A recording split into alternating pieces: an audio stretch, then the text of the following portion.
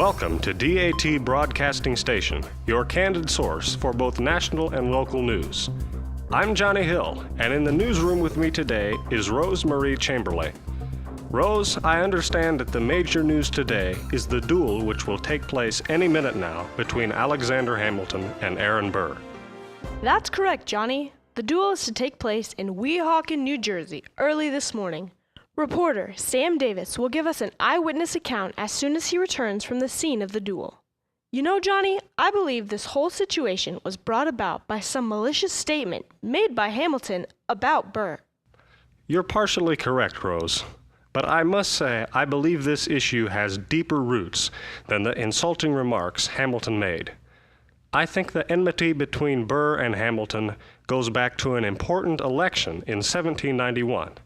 Folks, stay tuned to get the details of the story and the report on the duel when we come back. Hi, we're the What's Up Hot Air Balloon Company. Are you looking for a way to lift your spirits? Grab a cola and hop into our gondola. What is a gondola, you may ask? It is a lightweight structure made of thin reeds carelessly thrown together to form a crude basket approximately equal to the size of your average coffin.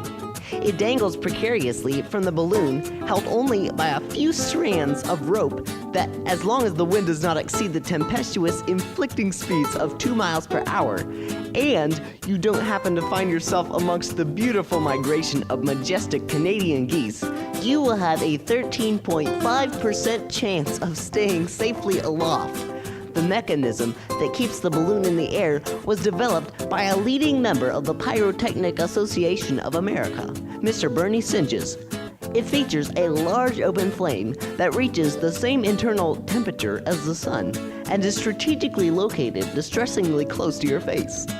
Here at What's Up, we take no responsibility for the loss of jewelry, clothing accessories, eyeglasses, eyebrows, eyelashes, or small pets.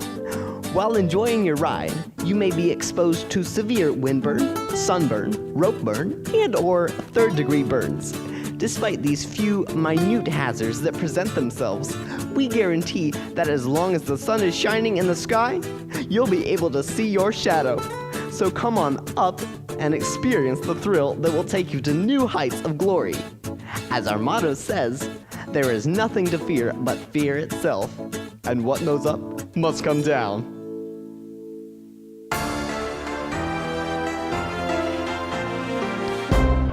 Ladies and gentlemen, reporter Sam Davis has just returned from the scene of the Hamilton-Burr duel, where he witnessed an extraordinary event that will no doubt leave its mark on the annals of history.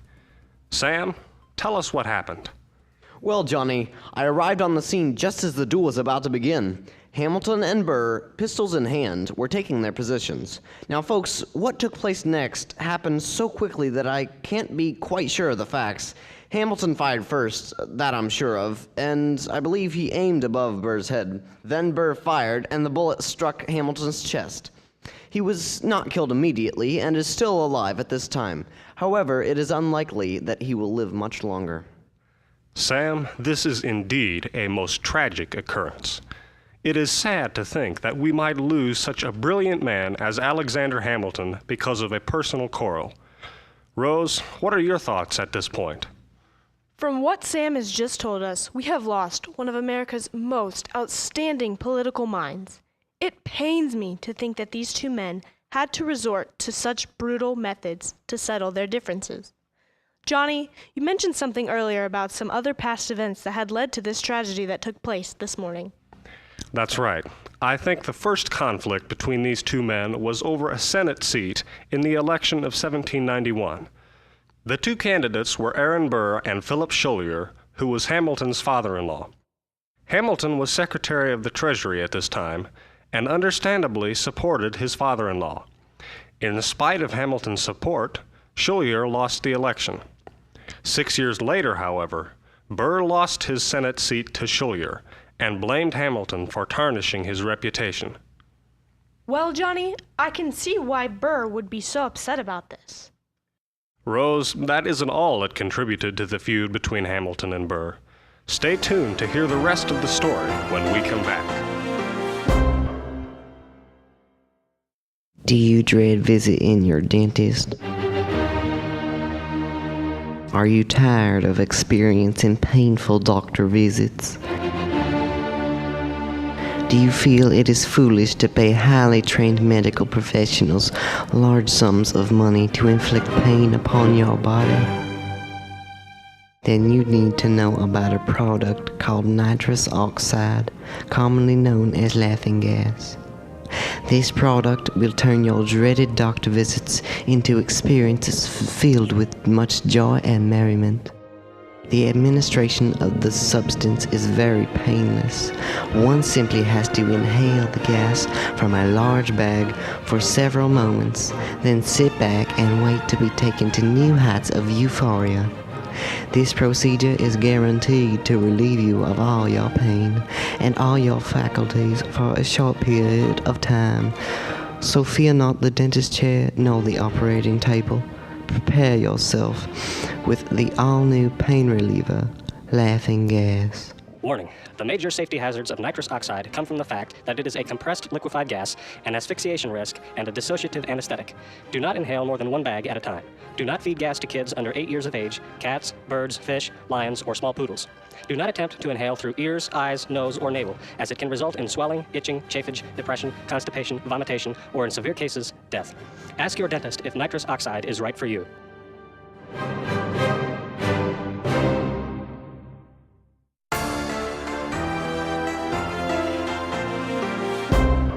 Welcome back to the DAT Broadcasting Station, your candid source for both national and local news. Reporter Sam Davis has just given us a fascinating account of the duel that took place between Alexander Hamilton and Aaron Burr early this morning.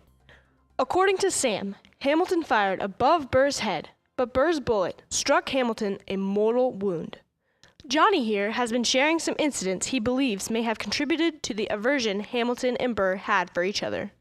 Yes, I think there are several events that led to the progressive deterioration of the relationship between these two men.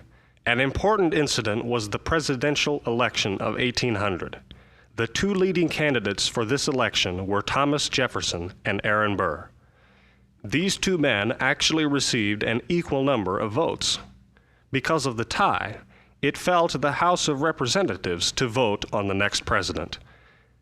Hamilton, who by this time had retired from office, still wielded considerable influence over political affairs, including this election.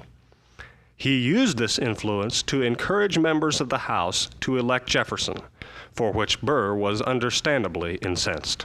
The last incident that led to the fatal quarrel was the race for the governorship of New York in 1804.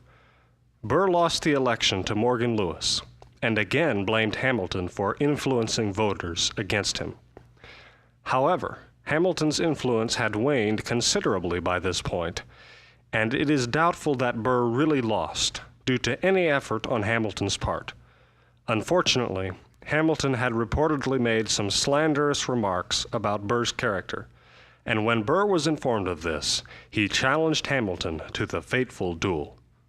Johnny, I'm impressed by your insight. You have clearly shown that the Hamilton-Burr duel was not simply the result of some remarks made by Hamilton, but that, over a span of several years, the hostility between these men sprang from a series of similar incidents. Each time, as Hamilton used his influence to oppose Burr, he was driving a wedge deeper and deeper between these two rivals. Ultimately, on this day, July 11th, 1804, Aaron Burr took his final revenge against Alexander Hamilton. This report was brought to you by the DAT Broadcasting Station, your candid source for both national and local news. Thanks for listening.